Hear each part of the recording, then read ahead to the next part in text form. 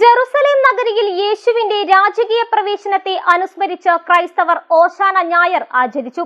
കഴുതപ്പുറത്തേറി വന്ന യേശുവിനെ ജെറുസലേം ജനത ഒലിവിൻ ചില്ലകൾ വീശിയും ഓശാന പാടി എതിരേറ്റതിന്റെ ഓർമ്മയിൽ ദേവാലയങ്ങളിൽ പ്രത്യേക ചടങ്ങുകളും നടന്നു.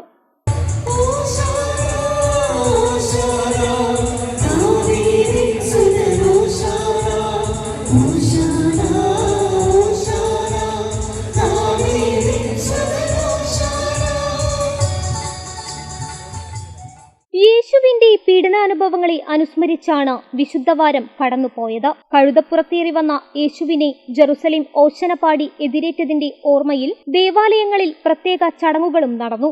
വൈദികർ വിശുദ്ധീകരിച്ചു നൽകിയ കുരുത്തോലകൾ വഹിച്ച് വിശ്വാസികൾ കുരുത്തോല പ്രദക്ഷിണവും നടത്തി.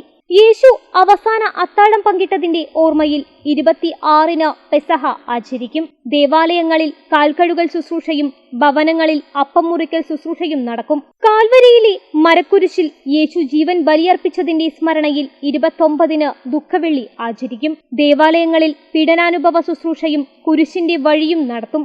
മരണത്തെ കീഴടക്കി യേശു ഉയർത്തെഴുന്നേറ്റതിന്റെ ആഹ്ലാദവുമായി 31-ന് ഉയിർപ്പ് തിരുനാൾ ആഘോഷിക്കുന്നതോടെ 50 നാൾ നീണ്ടുനിന്ന നോമ്പനുഷ്ഠാനത്തിനും പരിസമാപ്തിയാകും. മലബാർ ടൈംസ്, മലപ്പുറം.